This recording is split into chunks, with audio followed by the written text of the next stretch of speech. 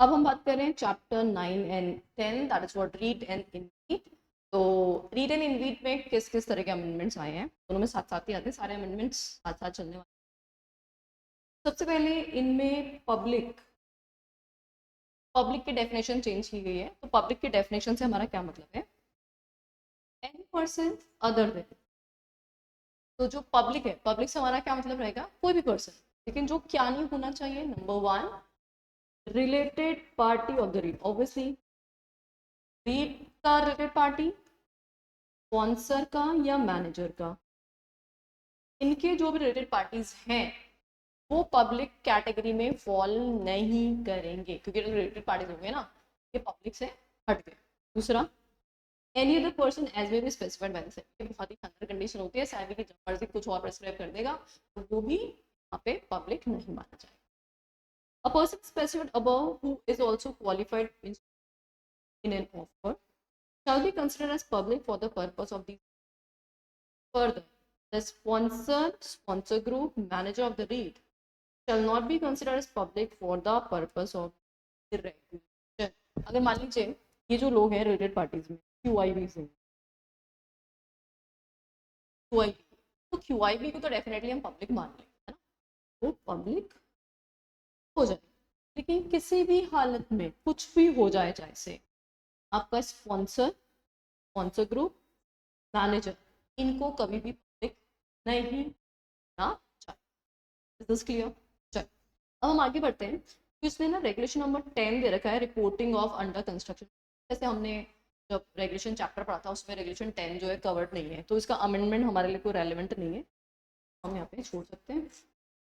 अब है regulation number 18, distribution of cash flow bye hold को। ये तो हमने पढ़ा रेगुलेशन 18, तो बहुत अच्छे से हमने पढ़ा था कि किस किस तरह से डिस्ट्रीब्यूशन किया जाता है। इसमें क्या प्रोविजो ऐड हो गया है? अंडर रेगुलेशन 18 सब रेगुलेशन 16 क्या ऐड किया है? If the holdco's net distributable cash flow is negative. अभी तक तो हम पॉजिटिव पॉजिटिव की बात कर रहे थे कि पॉजिटिव है तो 90% कर देंगे, ऐसा बात कर रहे थे। अब यहाँ पे बोल रहा है अगर नेगेटिव है, it may be adjusted against the cash flow from SP with disclosures requirement to unit holders as per the format। उसने क्या बोला? अगर होल्डको में नेगेटिव है, एसपीवी में पॉजिटिव है, तो वैसे तो क्या ऑब्लिगेशन आ जाती है कि एसपीवी का 90% डिस्ट्रीब्यूटर कैश फ्लो आपको बांटना पड़ेगा। पर अब इन्होंने क्या बोल दिया कि होल्डको का जो नेगेटिव है ना, वो एसपीवी के पॉजिटिव से सेटल कर दो, फिर उसके बाद मार देना जो भी हुआ है। तो holdco negative adjust with SPVs positive, ठीक है, ये अब है। Next is valuation reports and timelines, regulation number 21। Annual valuation report is to be conducted as on 31 March. आपको सारा वैल्यूएशन वगैरह कराना पड़ेगा 31 मार्च को, and submitted with the annual financial results. तो जो भी आपके फाइनेंशियल रिजल्ट्स हैं उनके साथ ये रिपोर्ट भी लगेगी। 2, half yearly valuation is to be conducted as on September 30th and submitted with quarterly financial results for the September। और आप हाफ ईयरली जो वैल्यूएशन कराएंगे वो क्या करेंगे? आप जो क्वार्टर रिजल्ट्स भेजोगे ना सेकेंड क्वार्टर के, है ना, अप्रैल मई जून फर्स्ट क्वार्टर, जुलाई अगस्त सितंबर, तो सितंबर वाला जो सेकेंड क्वार्टर है उसके साथ आपको हाफ ईयरली वैल्यूएशन रिपोर्ट्स भी लगाना। तो ईयरली हो गया, एक हाफ ईयरली हो गया। तीसरा, submission requirement. The timings have been clarified and obligation of mandatory communication to unit holders where not explicitly required has been removed. तो आपको क्या करना है? सबमिशन रिक्वायरमेंट के लिए क्या बोल रहे हैं? Timings have been clarified and obligation of mandatory communication. आपको क्या करना पड़ेगा? यूनिट होल्डर्स को मैंडेटरी कम्युनिकेशन करना पड़ेगा।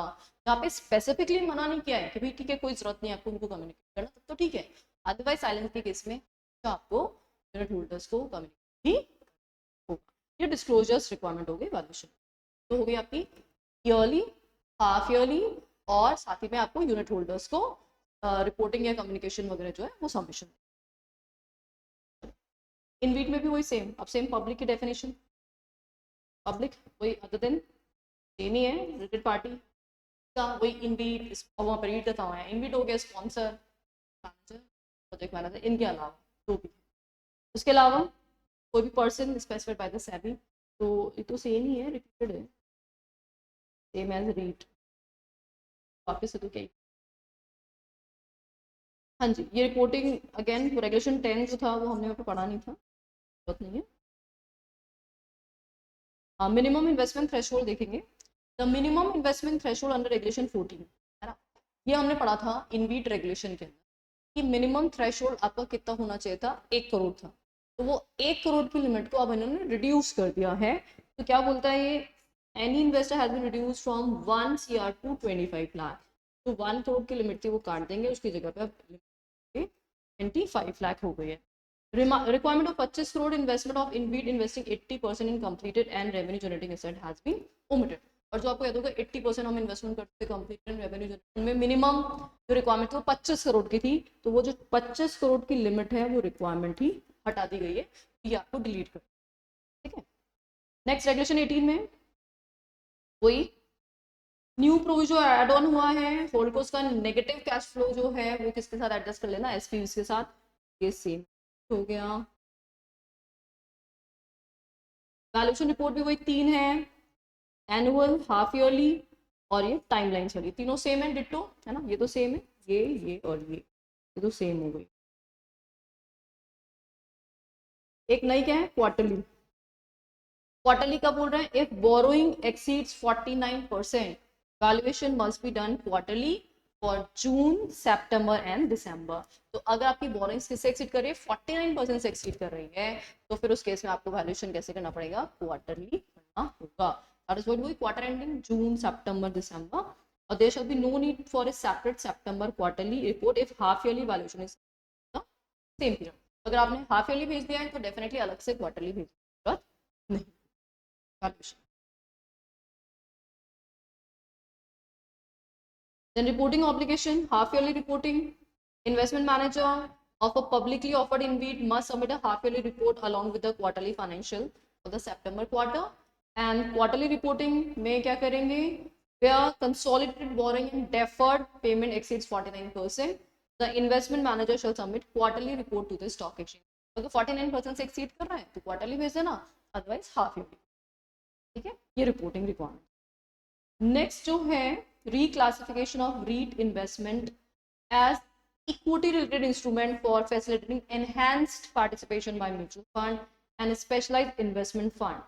ये अमेंडमेंट कब आया था, नवंबर 2025 में आया था। क्या बोला इस अमेंडमेंट में, देखो, with a view to facilitate enhanced participation by the mutual fund and specialized investment funds in real estate investment trust, REIT के अंदर हम क्या चाह रहे हैं, म्यूचुअल फंड्स की पार्टिसिपेशन। क्या बोल रहे हैं, it is prescribed that any investment made by the mutual fund in SIFs in the REIT shall be considered as investment in equity related instrument। तो हम इसको क्या मान रहे हैं, अगर म्यूचुअल फंड में रीट के स्पेशलाइज इन्वेस्टमेंट फंड में इन्वेस्टमेंट है उसको इक्विटी इन्वेस्टमेंट माना जाएगा। कब से माना जाएगा, 1 जनवरी 2026 से माना जाएगा। InvIT shall continue to be classified as hybrid instrument for the purpose of investments by the mutual funds and SI। और साथ ही में जो InvIT है, InvIT के लिए क्या बोलते हैं, देखो रीट के लिए तो क्या बोला कि हम उसको क्या मान लेंगे, इक्विटी मान लेंगे, लेकिन अगर आप InvIT में इन्वेस्टमेंट कर रहे हो SIF में तो वो क्या माना जाएगा, hybrid instrument. However, existing investment in REIT held by debt scheme fund and investment strategies of SIF on 31st December 2025 shall be grandfathered, and inclusion of REIT in the equity indices shall be carried out only for a period of 6 months, that is what 1st July 2026। अच्छा, अब यहाँ पे क्या कहना चाह रहे हैं, देखो ये रूल कब से एप्लीकेबल हो रहा है, 1 जनवरी से एप्लीकेबल हो रहा है। इसका मतलब पुराने आपके इन्वेस्टमेंट तो वहीं 31 दिसंबर तक थे, तो जो पुराने आपके इन्वेस्टमेंट थे, जो भी म्यूचुअल फंड ने, डेट स्कीम्स ने रीट में इन्वेस्टमेंट किया था, उन पे हम क्या करेंगे, पुराने प्रोविजन चलने देंगे, है ना, शैल बी ग्रैंडफादर। अपने जो पुराना प्रोविजन चल रहा है वही चलेगा, इवन दो नया प्रोविजन आ गया है, और जो नए होंगे, नए आप लोग हैं, उनमें नया प्रोविजन एप्लीकेबल हो जाएगा। तो ऐसा ही होगा, ठीक है, तो ये reclassification condition.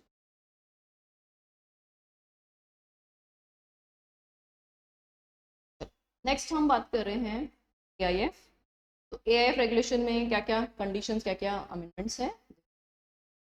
Venture capital fund की डेफिनेशन जो है उसमें अमेंडमेंट आया है। अब डेफिनेशन क्या बोलता है, means AIF, venture capital fund means AIF which invest primarily in unlisted security।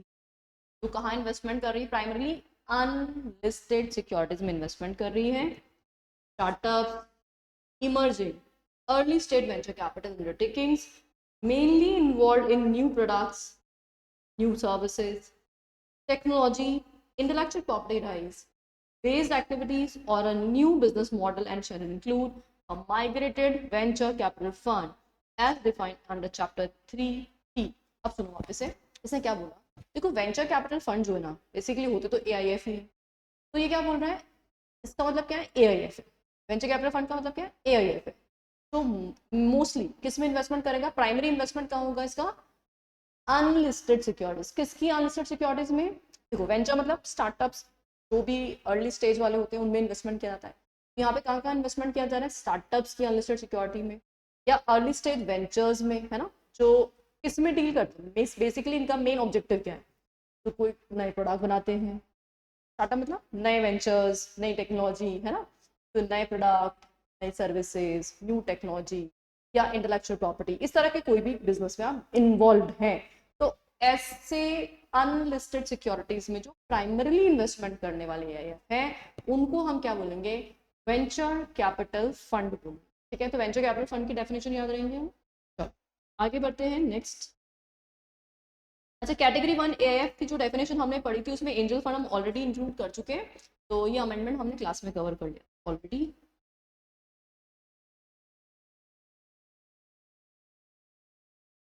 Regulation number 15(1)B, इसमें भी एक वर्ड एड ऑन करना था एंजल फंड में, फंड फ्रॉम एक्रेडिटेड इन्वेस्टर्स। तो AIF fund that raises fund from accredited investor, ये भी हमने अमेंडेड ही पढ़ा था क्लास के अंदर ही, हमने ऑलरेडी अमेंडमेंट कवर कर लिया था इसका, amended.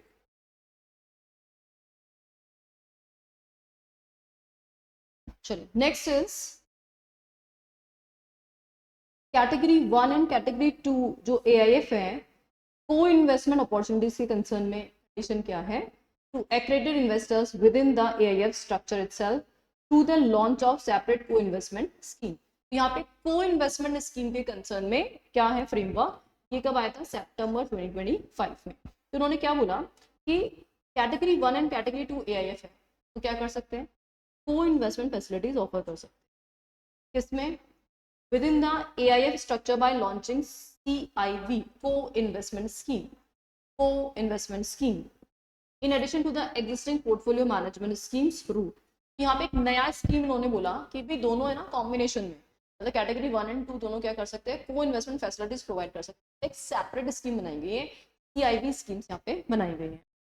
Shelf placement memorandum must be filed as per the prescribed template by the SEBI that inter-alia includes governance structure, regulatory framework, principal terms of co-investment। अब देखो जब भी आप कोई भी इशू लाते हो तो आप कोई ना कोई ऑफर डॉक्यूमेंट लेके आते हो, यहाँ पे भी वही प्लेसमेंट मेमोरेंडम बनेगा, शेल्फ प्लेसमेंट मेमोरेंडम। और जो shelf placement memorandum it's just like offer document, तो इसमें क्या होता है, आप इसमें कंडीशंस लिखाते हो कि आपको इन्वेस्टमेंट की कंडीशंस क्या होंगी, किस किस तरह से प्रोविजंस गवर्न किए जाएंगे, है ना, रेगुलेटरी फ्रेमवर्क क्या है, ये सारी बातें जो है इस प्लेसमेंट मेमोरेंडम में लिखनी होंगी। Each scheme must maintain separate bank, separate demat account and assets must be ring fenced from the other scheme। देखो ये एक कॉमन कंडीशन है जो हम हमेशा से पढ़ते हैं, जब भी हम मल्टीपल स्कीम्स लेते आते हो तो हर एक स्कीम का एसेट अलग होना चाहिए, उसका अकाउंट अलग होना चाहिए, बैंकिंग सब कुछ अलग अलग होनी चाहिए। Investors who investment via CIV scheme in a company must not exceed 3 times their investment in the main AIF scheme except for, अच्छा देखो उसने क्या बोला, जो भी इन्वेस्टर्स हैं उनका को इन्वेस्टमेंट है तो किसके थ्रू आ रहा है, जैसे CIV स्कीम के थ्रू आ रहा है। किसी भी कंपनी में उनका इन्वेस्टमेंट किससे एक्सीड नहीं करना चाहिए, 3 टाइम्स से एक्सीड नहीं करना चाहिए। 3 टाइम किसका, in the main AIF scheme जो था उसमें उन्होंने जो इन्वेस्टमेंट किया उससे मैक्सिमम 3 टाइम्स ये CIV इन्वेस्टमेंट में इन्वेस्ट कर सकते हैं। जैसे मान लो मेन स्कीम में मैंने 10 करोड़ इन्वेस्टमेंट किया है, CIV में मेरा मैक्सिमम इन्वेस्टमेंट कितना हो सकता है, 30 करोड़ हो सकता है, इसके ऊपर नहीं जा सकता, एक्सेप्शन है इसका। Multilateral bilateral development financial institution, इन पे 3 टाइम्स की कंडीशन एप्लीकेबल नहीं होगी। गवर्नमेंट ओन एंटिटीज पे ऑब्वियसली गवर्नमेंट पे तो वैसे भी ये कंडीशन एप्लीकेबल होती नहीं है। सोवरेन वेल्थ फंड जो है सेंट्रल बैंक्स के, इन पे भी ये प्रोविजन एप्लीकेबल नहीं। क्लियर? तो सबसे पहले हम बात करें सीआई। अब जैसे नया टॉपिक एड ऑन है तो डेफिनेटली शॉर्ट नोट बन सकता है। तो को इन्वेस्टमेंट फैसिलिटीज के लिए क्या बनाई गई, सीआईबी स्कीम्स बनाई गई है। अब सीआईबी स्कीम्स में क्या कर सकते हैं, कैटेगरी 1 एंड 2 जो है वो को इन्वेस्टमेंट फैसिलिटीज प्रोवाइड कर। इसके लिए क्या इशू करोगे, शेल्फ प्लेसमेंट मेमोरेंडम। ये जो शेल्फ प्लेसमेंट मेमोरेंडम, इसमें क्या लिखा होगा, ऑब्वियसली इसमें क्या लिखा होगा कि governance, terms and condition, regulatory framework, ये सब कुछ लिखा। अब आप मल्टीपल स्कीम लेके आ रहे हो, तो मल्टीपल स्कीम के लिए मल्टीपल, हर चीज सेपरेट होनी चाहिए, सेग्रीगेटेड, एसेट अलग होनी चाहिए, आपका बैंक अकाउंट अलग होना चाहिए, आपका डीमैट अकाउंट, सब कुछ अलग अलग होना चाहिए। अब इन्वेस्टमेंट कितना कर सकते हो, जो आपका मेन एआईएफ स्कीम में इन्वेस्टमेंट है उसके कंपैरिजन में सीआईबी में मैक्सिमम 3 टाइम्स आप इन्वेस्टमेंट करते हो। लेकिन इसके 3 exceptional cases, one multilateral bilateral development financial, दूसरा गवर्नमेंट ओन्ड एंटिटीज, और तीसरा सोवरेन वेल्थ फंड। तो ये जो हमारे बैंक्स हैं या सरकार है या इंस्टीट्यूशंस हैं, इन पे ये 3 टाइम्स वाली condition okay. Investors excluded or defaulting in the main AIF scheme cannot co-invested via CIV in that account. अब देखो जिनको मेन स्कीम में मना कर दिया है तो यहाँ सीआईवी में वो नहीं आ सकते। ऐसा तो नहीं मेन स्कीम मना कर दिया तो सीआईवी के थ्रू आ गए, वो अलाउड नहीं होगा। CIV must not invest in a manner that creates indirect exposure to the investor, can not. तो जो लोग डायरेक्टली होल्ड नहीं कर पा रहे हैं उनको इनडायरेक्ट होल्डिंग के लिए सीआईवी अलाउड करते हैं, ऐसा बिल्कुल अलाउड नहीं होगा। Requires additional disclosure if done directly and breaches eligibility norms for direct investment in the investing. देखो 3 कंडीशन। पहला इन्होंने क्या बोला कि डायरेक्टली एक्सपोजर अलाउड ही नहीं है, तो इनडायरेक्टली बिल्कुल अलाउड नहीं है। दूसरा उनको बोला कि अगर आपको डायरेक्टली करना है तो आपको एडिशनल डिस्क्लोजर देना पड़ेगा, मतलब कुछ सर्टेन रेस्ट्रिक्शंस के साथ, तो उनको भी आप इनडायरेक्ट यहाँ पे अलाउ नहीं करोगे। या जिन लोगों ने ऑलरेडी क्या कर रखा है, एलिजिबिलिटी नॉर्म्स को ब्रीच किया हुआ है, वहां पे वायलेशन आपने किया हुआ है, तो उनको इनडायरेक्ट होल्डिंग अलाउड नहीं होगी। एडिशनली नो लिवरेज या borrowing is allowed by the CIB scheme. CIB schemes के अंदर कोई बोरोइंग, कोई लिवरेज अलाउड नहीं। नेक्स्ट कंडीशन क्या बोलता है, proceeds and right from CIV investments are pro rata, subject to carried interest या equivalent if applicable. CIV co-investment expenses to be shared proportionately between AIF scheme and CIV scheme based on the investment. जो भी खर्चा होगा वो AIF की main scheme और CIV scheme proportionately pro rata basis पे खर्चा बेयर करेंगे। CIV schemes must comply with the standards developed by the standard setting forum of AIF in consultation with the SEBI. अब देखो ऐसा है, सीआईबी के जो भी स्कीम बन रही है आप बहुत सारे स्टैंडर्ड्स बनाओगे, इन्वेस्टमेंट स्टैंडर्ड्स है ना, डिस्क्लोजर स्टैंडर्ड्स। तो ये जो भी स्टैंडर्ड्स आप बना रहे हो ये स्टैंडर्ड्स कौन बनाएगा, स्टैंडर्ड सेटिंग फोरम। स्टैंडर्ड बनाने तो स्टैंडर्ड सेटिंग फोरम बनाए गए और ये फोरम किसकी कंसल्टेशन में काम करेगा, सेबी की कंसल्टेशन में काम करेगा। These standards shall be published by industry association like Indian Venture and Alternative Capital Association, Private Equity Venture Capital, Chief Financial Officer Association and Trustee Association of India। तो ये डिफरेंट जो हमारे एसोसिएशंस हैं वो लोग क्या करेंगे, इन स्टैंडर्ड्स को नोटिफाई है ना। Trustee sponsor must ensure that compliance test report includes adherence to this framework as per chapter 15 of SEBI master. और जो भी हमारे कंप्लायंस टेस्ट रिपोर्ट होती है उनकी कंडीशंस को यहाँ पे फुलफिल। तो ये सारी कंडीशन हम किसके बारे में पढ़ रहे थे, सीआई के कंसर्न में पढ़ रहे थे। अब नेक्स्ट है नवंबर 2025 में एक अमेंडमेंट यहाँ पे आया हुआ है। तो what it says, accredited investors only. क्या बोल रहा है ये, की हाइलाइट्स क्या है इसके, ये डेफिनेशन एक न्यू डेफिनेशन यहाँ पे इंक्लूड की गई है एक्रेडिटेड इन्वेस्टर ओनली फंड की। तो AIF और the scheme of an AIF in which each investor is an accredited. तो ऐसी स्कीम जिसमें सिर्फ और सिर्फ कौन इन्वेस्टमेंट कर रहा है, एक्रेडिटेड इन्वेस्टर्स ही इन्वेस्टमेंट है। वो स्कीम कौन सी है, एक्रेडिटेड इन्वेस्टर ओनली फंड है। ठीक है, अंडरस्टूड है, नाम से डेफिनेशन से पता चल रहा है। यहाँ पे हम बाकी किसी से भी फंड रेज नहीं करेंगे, यहाँ पे हम फंड रेजिंग सिर्फ और सिर्फ किससे करने वाले हैं, एक्रेडिटेड इन्वेस्टर से ही करने। Next is large value fund for accredited investor. इससे क्या मतलब है? shall henceforth fall under the ambit of an accredited investor only fund. Therefore, any reference to the accredited investor only fund shall include large value fund for accredited investor. हमने कई सारी जगह पे large value fund पढ़े हैं, large value fund for accredited investor. तो ये कौन सी कैटेगरी में फॉल करेंगे? एक्रेडिटेड इन्वेस्टर्स ओनली फंड में फॉल करेंगे। ठीक है, तो इनको लार्ज वैल्यू फंड्स को किसमें फॉल करा दिया है?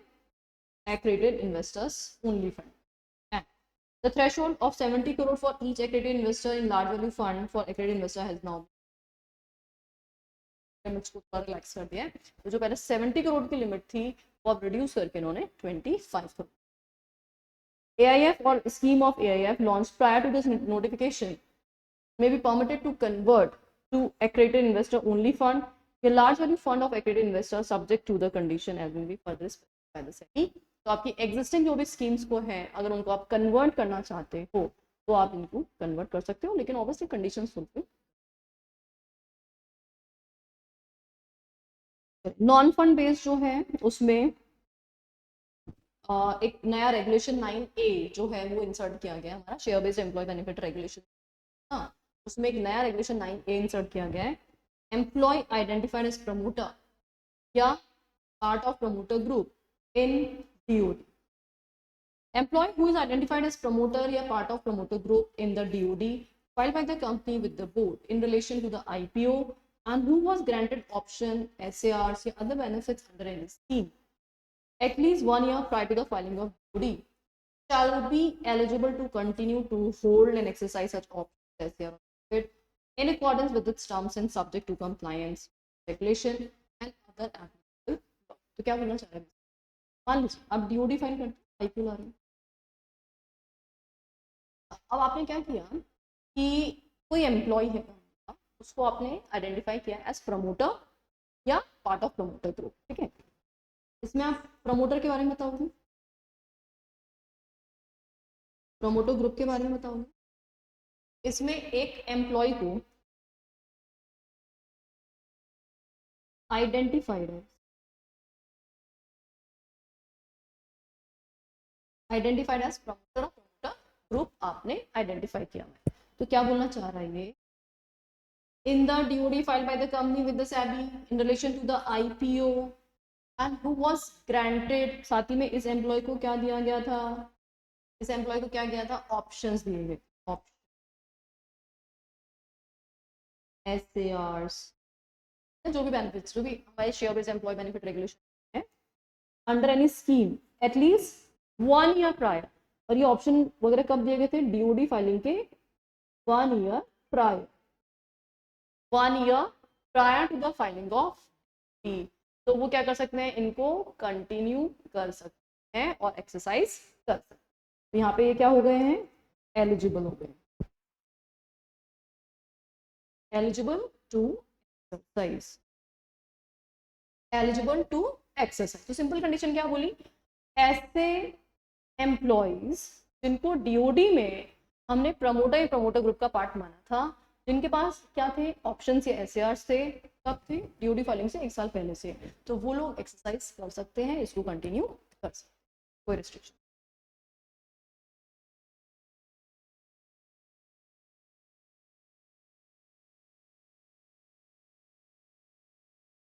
अब नेक्स्ट चैप्टर जो हमारा है IFSC सेंटर्स के कंसर्न में, तो उसमें IFSC रेगुलेशन 2025 जो है वो उन्होंने क्या क्या बताया है। तो की हाईलाइट्स क्या है इसके?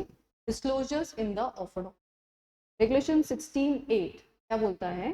Financial information provided in the offer document shall not be older than 135 days which has now been substituted to 180 days। पहले 180 days के जो रिक्वायरमेंट फाइनेंशियल स्टेटमेंट पहले था 180 days से ज़्यादा पुराने नहीं हुए, तो चेंज करके इन्होंने क्या बोल दिया? ये 135 days से ज़्यादा पुराने नहीं हुए, तो 180 days कट गया, जगह पे 135 days।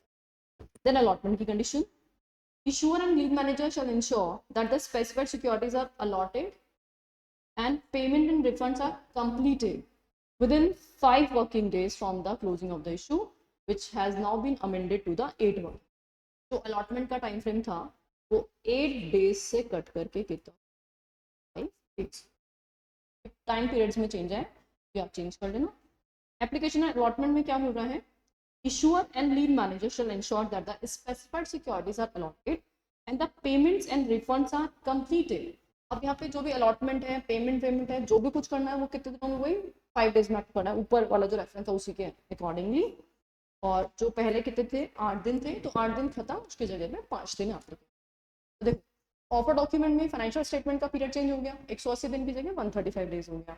अलॉटमेंट और जो भी आपका एप्लीकेशन और रिफंड फंड का पीरियड था वो 8 डेज से रिड्यूस होकर के कितना हो गया, 5 दिन। ठीक है, next financial statement. This entity shall disclose its financial statement for first half of the financial year to the stock exchange immediately after approval of its board of director, but in any event not later than 45 days the first half year। उसने क्या बोला आपको कि जो भी आपका financial statement है ना फर्स्ट हाफ ईयर, तो आपको स्टॉक एक्सचेंज को सबमिशन करना है। तो स्टॉक एक्सचेंज को कितने दिनों में सबमिशन, अप्रूवल हो गया, बोर्ड ऑफ डायरेक्टर ने फाइनेंशियल स्टेटमेंट अप्रूव किए, मतलब बोर्ड मीटिंग हुई, अप्रूवल हो गया, उसके 45 डेज के अंदर अंदर आपको क्या करना पड़ेगा, स्टॉक को करना पड़ेगा। पहले क्या था provision, disclosure in financial statement first 3 quarters in the financial statement. Stock exchange को आपको क्या करना है, नॉट ले 45 days of the end of quarter, तो 45 डेज एंड ऑफ क्वार्टर का प्रोविजन नॉर्मल कंपनी के केस में भी यहाँ पे भी वही चलता था, वो अब हट करके हाफ ईयरली एंड के 45 डेज के अंदर स्टॉक को सबमिशन देना अप्रूवल से।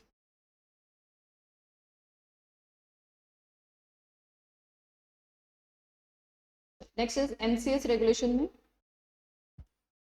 हाँ जी क्या बोल रहा है, SEBI by this amendment modified the requirements for executing a trust deed in relation to the issuance and listing of NCS। और क्या बोला इसमें, रेगुलेशन 18(1) के हिसाब से issuers are now required to execute the trust deed in such format and within such timeline as specified by the SEBI।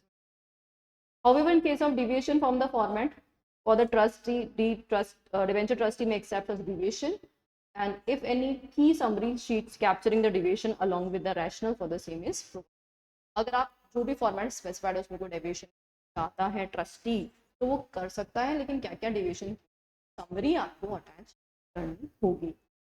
And same is provided by the issuer in general information document and की information document. जो भी आप POD file करोगे, जो भी prospect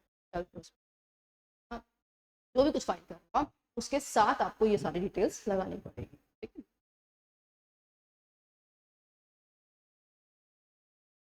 अब next last जो हमारा इंटरमीडिएट्स के कंसर्न है, हाँ जी regulation 8 of SEBI investment advisers regulation, उसमें क्या इन्वेस्टमेंट एडवाइजर के कंसर्न में क्या अमेंडमेंट है, the investment adviser shall maintain a deposit of such sum as specified by SEBI.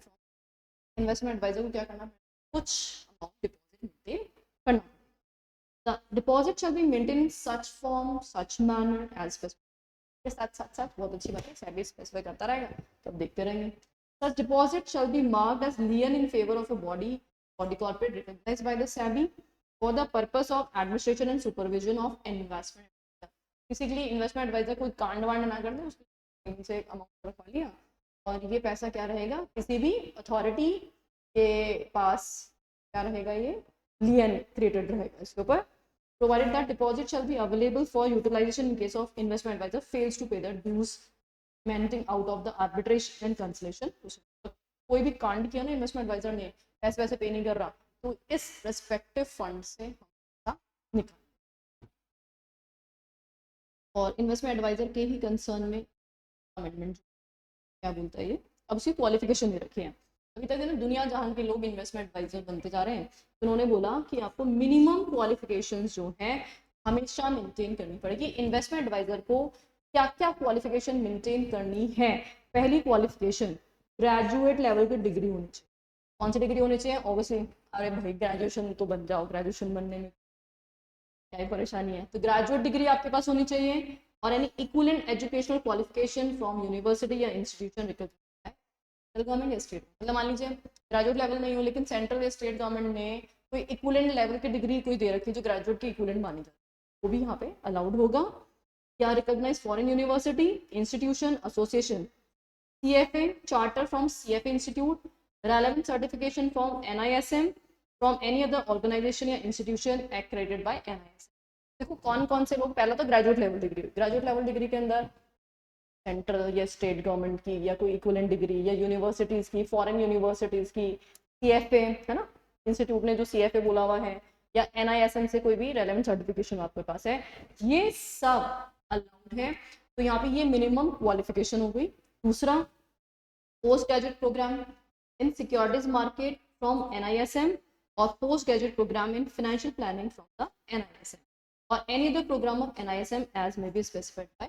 तो देखो NISM का अगर कोई पोस्ट ग्रेजुएट प्रोग्राम है, NISM का कोई post graduate programme financial planning से रिलेटेड है, या फिर कोई अदरवाइज कोई भी प्रोग्राम जो सेबी ने स्पेसिफाई किया हुआ है ना। Investment advisor registered under these regulations as on the date of commencement regulation will ensure that the individual investment advisor, the principal officer of non-individual investment advisor registered under these regulations and person associated with the investment advisor shall comply with the requirement of qualification and experience requirement within such time as may be specified by the SEBI। भाई साहब SEBI ने वाट लगा दी है existing investment advisers की, कि जो भी investment advisers हैं अभी, जो भी हैं इंडिविजुअल हैं तो वो इंडिविजुअल खुद, और अगर नॉन इंडिविजुअल है तो उनका प्रिंसिपल ऑफिसर क्या कर ले, ये कंडीशंस ऑफ क्वालिफिकेशन फुलफिल कर ले। इन सच टाइम कोई सेबी स्पेसिफाई जितना टाइम में करेगा उतने टाइम में आपको ये कंडीशन फिल करनी होगी। Provided further that the requirement at the clauses A and C shall not apply to such existing individual investment advisor as may be specified by the SEBI। Condition SEBI जिसको चाहे उसको exemption दे सकता है, उनको ये fulfil करनी पड़ेगी। Individual investment advisor या principal officer of non-individual investment advisor registered under these regulations, persons associated with the investment advice, and in case of investment advisor being a partnership firm, the partners thereof who are engaged in providing investment advice shall obtain a fresh relevant NISM certification as is specified by the SEBI from time to time before expiry of the validity of the existing certification or within 3 years from the date of registration certificate as the case may be, to ensure continuity in compliance with the certification required। अब देखो इसने क्या बोला, इसने fresh certificate obtain करने की condition, अच्छा किस पे ये फ्रेश सर्टिफिकेट इम्पोज किया है। नंबर 1 इसने क्या बोला, कोई भी individual individual investment adviser number 1, या अगर नॉन इंडिविजुअल है तो उसका प्रिंसिपल ऑफिसर जो भी यहाँ पे रजिस्टर्ड है, या persons associated with the investment adviser, अगर वो कौन है, पार्टनरशिप फर्म है तो उसके पार्टनर। जिस भी फॉर्मेट में आप काम करें, इंडिविजुअल है, बॉडी कॉर्पोरेट है, पार्टनरशिप, जिस भी फॉर्मेट में, तो इन सब के जो भी रेलेवेंट लोग हैं उनको क्या करना पड़ेगा, फ्रेश सर्टिफिकेट लेना पड़ेगा NISM से। ठीक है, कितने टाइम में लेना पड़ेगा, जब भी आपका सर्टिफिकेशन ऑलरेडी जो ले रखा है उसका वैलिडिटी पीरियड एक्सपायर हो रहा है ना, या 3 साल रजिस्ट्रेशन से, जैसा भी आपको प्रिस्क्राइब किया जाएगा उस पीरियड के अंदर आपको फ्रेश सर्टिफिकेशन यहाँ पे लेना पड़ेगा।